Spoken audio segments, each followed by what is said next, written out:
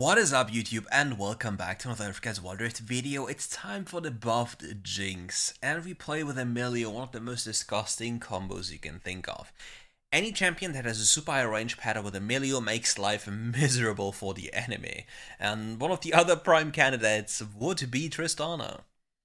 Or even Caitlyn, because Amelia provides you with everything you want. More damage, healing, shielding, CC removal, and obviously crazy range. And when playing against, for example, Yumi, early game there's not much to do, let's just be honest, because every single bit of poke damage you do doesn't really achieve much. So normally what you can do is you just clear wave 1 and take away enemy kerxx, or at least the small kerxx. That messes with the enemy jungle and helps you a lot, so keep that one in mind. Yumi's trading a lot of her HP, which is usually a winning thing for them, because you can keep staying attached, obviously, so you trading your HP is not as meaningful in terms of you losing it, but if you don't do it smart, then it's becoming a problem. That's what you have to keep in mind. You have to actually trade HP in a smart way. And then afterwards, it's just about poking the enemy and then out-sustaining them. It's like a war of attrition. It's like every single healing sustain support would love or likes to do. Yumi, Nami, Milio, Soraka, all these champions are war of attrition champions.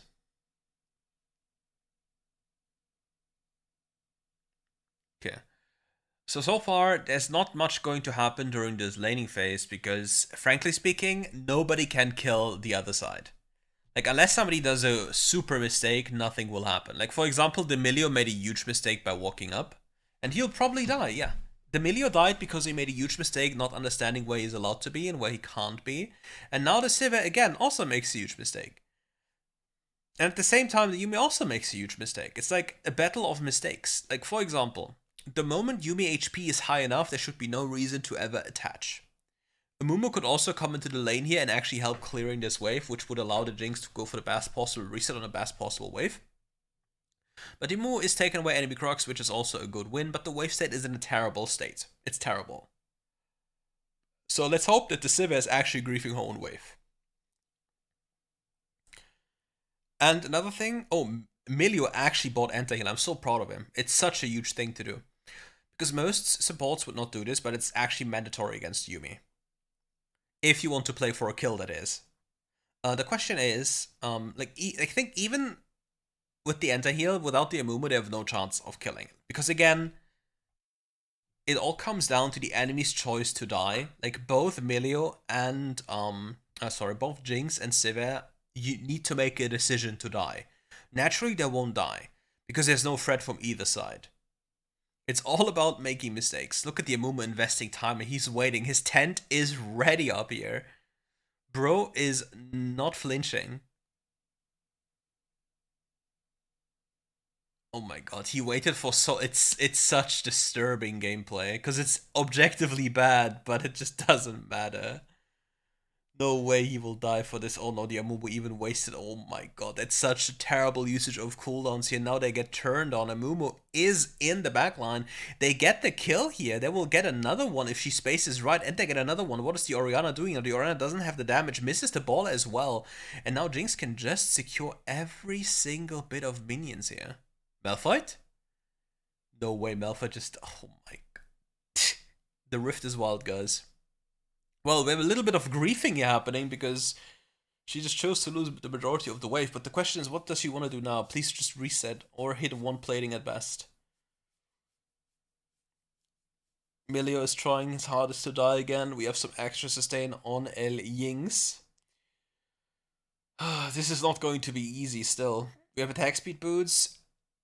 Vampiric Zepter against Vampiric Zepter. And I didn't see. And again, like, none of these kills would have happened without external influence. We are maxing W first? Any Jinx enjoys that want to enlighten me? Why?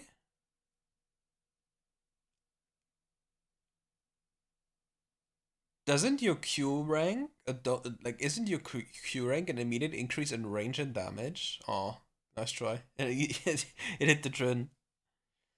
And now the Jinx is left alone with money, but she has to leave soon. After this play, she has to leave, otherwise she dies. Oh, we might still die. No, we don't. Yuumi ult? Cooldown? Probably. I'm just curious to see about why the W max early. Just curious. Like what are the benefits? I need to actually look into it myself, but I'm just generally curious. You see, there's not much happening. It takes a lot. And the only way of killing her is she actually turning around and choosing to die. Amumu's now here as well. Has ult available. Gets jumped. Amumu still has ult available. Probably waiting for a better moment to hit the perfect ult. When did he ult? Am I blind? I might be blind. And why are we not diving this? Come on, guys. Jinx starts tanking this. Yep. And now she has to leave. Huh. I guess she was not allowed to start tanking because they don't have damage. Yeah. Interesting. Well, no item life. Do be tough. But again, if we view this from the perspective of the lane just going in a 2v2, like nothing will happen. There's no way any side. Wait, does he have a completed Morellonomicon? Did I just see this right? Hold up. I need to go back again. He has a completed Morellonomicon. Okay. Now I can't stop. This, you never do this. Never in your existence in WildRift do this. Never. You want to build the item for 900 gold. The Oblivion Orb. You don't upgrade this, because if you upgrade this, you waste so much money, because you buy this item for anti-hit purposes only, and then the upgrade to full completed Morellonomicon is not doing anything for you. You're missing out on fully completed CDR boots and an accelerated Ardent or Harmonic, because you build an item that fundamentally doesn't do much for you. That is an insanely bad investment.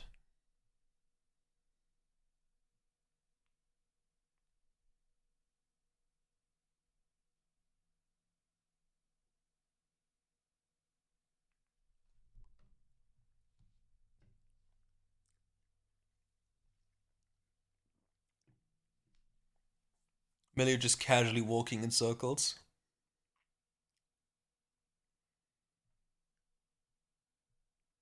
Okay, Millie's support item is now fully stacked.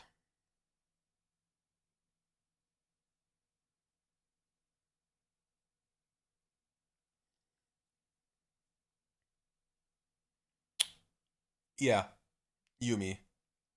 I think the Yuumi is probably one of the reasons why people perceive Yuumi as weak. But it's okay. There's hope. Not much happening. Now ult is being popped here, but what is supposed to happen? We do not have the Yuumi ult. We cannot secure a lockdown on a person. And then we turn around again. I think if the Civi Yuumi just full commit, they just win. And now they just get spaced because of lethal tempo stacks, as well as the bonus damage.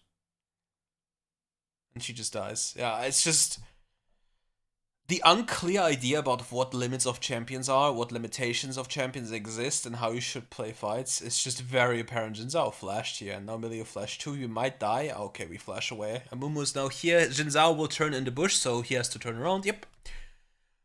Good expectation by the Jinx. We need to be careful here. Stoneplate being proc. We still get one shot by the Zen if you want. Oh my god, it was so close. That was really too close for comfort. Okay, we have our Runaan's Hurricane pretty soon, which means we are finally unleashed as a champion. I tried playing without it, it just doesn't work. Okay, the Malf. Ooh, very good awareness. Because if he didn't see that happen, he would have just lost ult for 0. They might have an angle to fight them again. But first they have to clear wave. I don't really think they should. I don't think they win though. Power is dead. We might hit them with a W, but we still have the spell shield available, yeah? Xin Zhao is also up here, so we can't make a play. So there's nothing to do right now. No Grom to farm, nothing. Just securing some vision and just making sure that we're safe. Okay, Milio is legit griefing again. Yumi also did a little bit of a grief with her ult. Both supports are running it down on cooldown. I love it. Jinx doesn't have Runans yet, so this fight is not good. With Runans, this fight would have been perfect because she could just hit the front line and deal damage to the back line in a super easy fashion. Malphite, the biggest ultimate of the century. We get resets in. Finally, the movement speed is coming in clutch here. If only we had red buff, yeah? If only we had red buff. Would have been so good. Yeah, this red buff looks like a pretty dead thing. We can't really take it. And now we can get 1.5 more waves up here into a recall into Runan's Hurricane. That will probably be the best thing possible. Trinity can't really do anything to us as long as we don't waste our traps. Trinity is a little bit insane in his head for trying this, because we will just indefinitely space him with the power of our Enchanter. Because he just, like, really has to just throw Q and we're safe. Yeah, this is absolutely deranged gameplay. Absolutely deranged.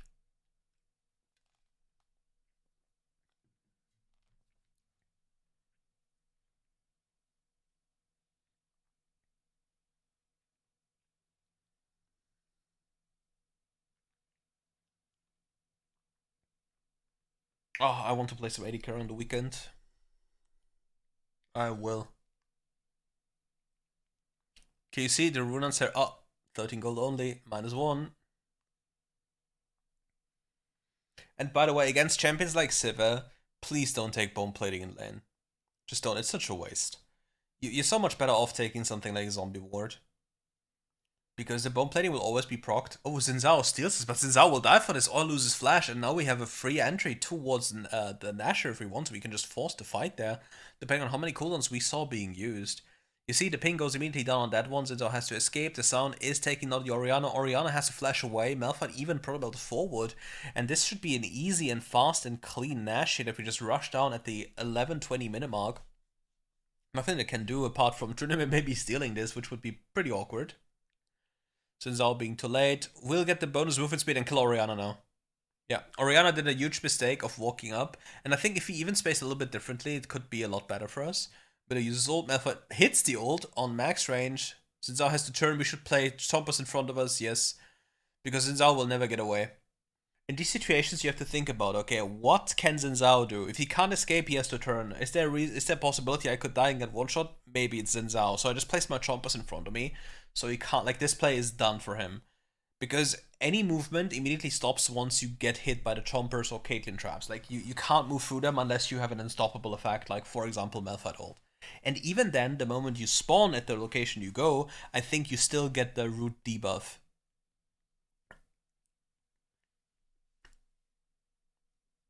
But I'm not 100% on that one. Okay, 3 items in our pocket. We have a decent spike here. Gale Force pretty soon as well. Milio making our life soon a lot better. 4 points in our first ability, which means we have maximum range.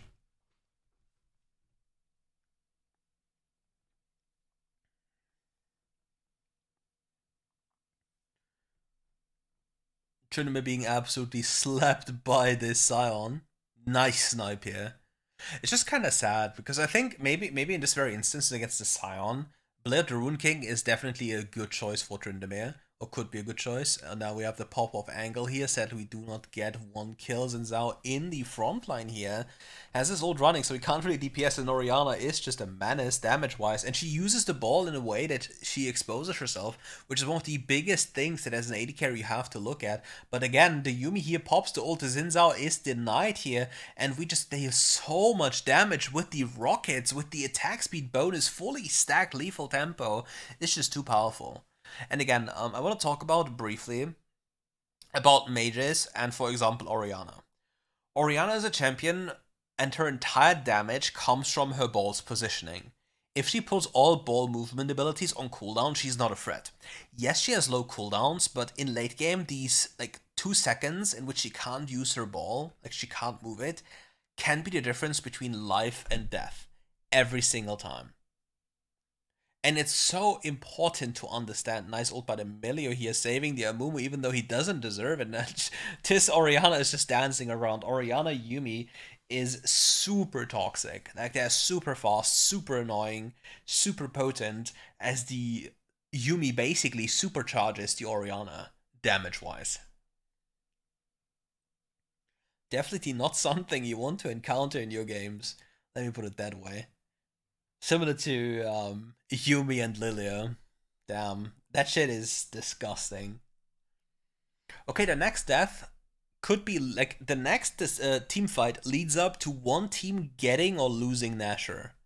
That is a very, very huge thing. As well as the enemy has access to the Infernal Soul, if I'm not mistaken, in about 27 seconds. In this game, given how the game looks, the enemy gets caught, Orianna walked up for no reason with the Yuumi, now they lost 2 people, so now they will lose the soul. And even if the enemy Xin Zhao gets the soul, he will have to die for this, which means we'll have free access to Nashor, which then means we'll just end the game. Okay, the decision making here could be a little bit questionable because the enemy will get the free access to the soul, which is something we don't necessarily want, and the San is trying to just play for a little bit of time, but the enemy can simply burst it down if they choose to, which they seem to do. Now the Tryndamere is on top of the 80 carry. You see the big crits coming in. The Tryndamere is like a melee range 80 carry, huge damage coming in. We still have Nashor. And the enemy is escaping. Like, Sivir is trying to escape. Orianna pops around the corner with the Yuumi. And this could be really, really, really bad. Like, the decision making here was completely bad, in my opinion. They should have forced the fight around the soul. Because the enemy the enemy can't play either. So you want to force the fight around the one the enemy can take. They can take dragon reasonably fast, but they cannot take Baron reasonably fast, so we would have to shift priority towards the dragon and then go for the Baron, because then we have everything we want and deny the enemy the maximum power possible. Now the enemy got stronger, even though we did not want to have that happen. It's not going to be like the biggest difference maker. It's still influential due to how the game is shaping up to be. Because any percentage in strength any team gains or loses in close games can be very, very problematic. But it's usually a thing that you look at like in the later stages. You don't plan on taking the soul from the very beginning of the game. It's more like it just happens. Because you don't have other choices or you just were given the opportunity. We might actually die here. Holy, this damage. That was a little bit too close for comfort again. By the way.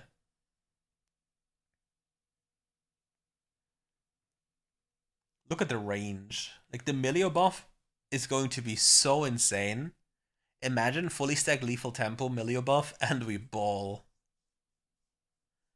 Need to be careful here, there might be an Orianna ball. Okay, Orianna ulted the... This wave was nothing. Why did we ult this? It's actually a detriment. Because now we don't have ult for a fight and for the next wave. Which we should not need though, because it is a normal wave and we have Sivir. Like, there's nothing we can do until next Nashor. Realistically. Realistically speaking, nothing should happen unless somebody ins until Nashor and Elder. So the enemy should be just farming these waves, these super mini waves coming in, get some decent gold, and then it all comes down to the objective fight. Like, everything will be decided at that point.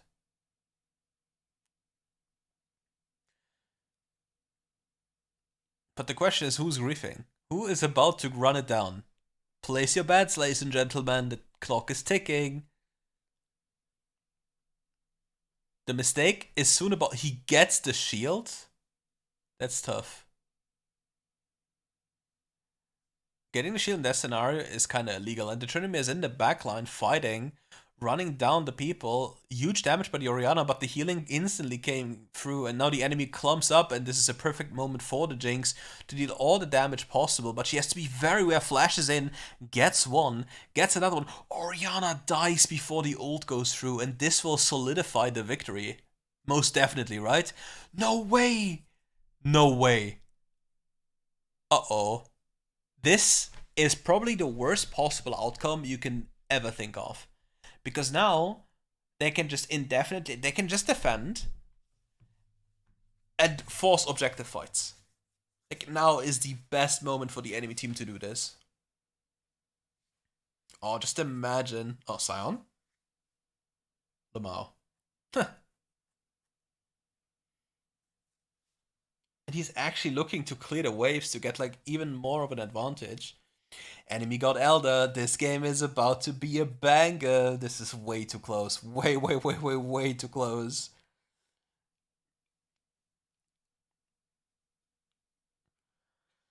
And all because of one moment of impatience. Yes, the Jinx committed to a few mistakes throughout the game, but no way. No way, no way, no way, no way. He stole it. He stole it. How? How is that legal? How? He just saved the game.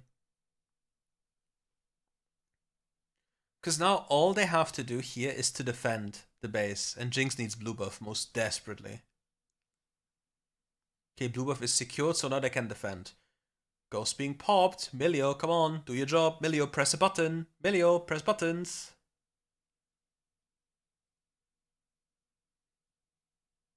Font of Life being procced from the Milio passive from Narnia. You could even see that they're in a topside jungle.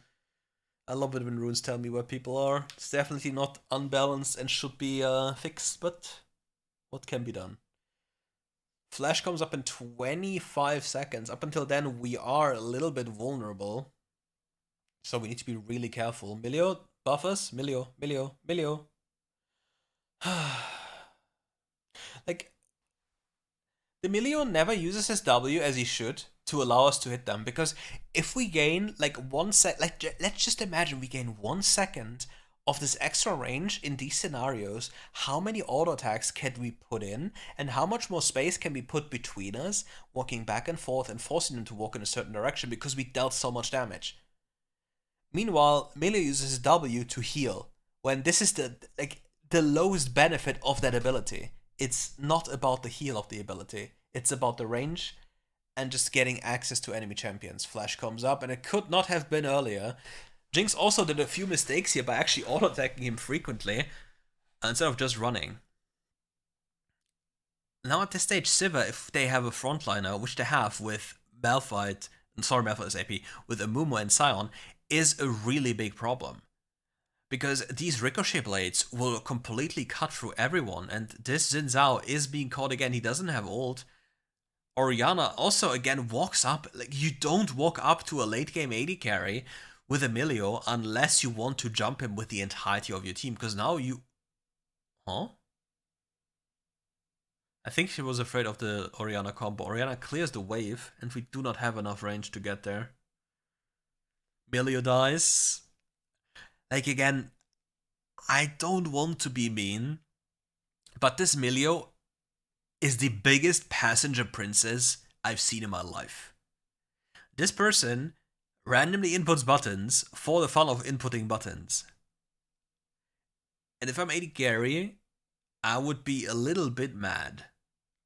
Just a little bit mad. Very, very patient here. Drops the chompers here, goes for long range autos, has to be super aware. Orianna used the shockwave. Oh my god, the Orianna just nearly popped us.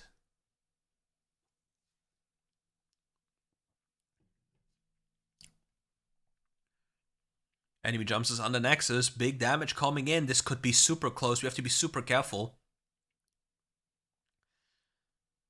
The Zapper did not connect, but they walk up again. You can't walk up, Sivir.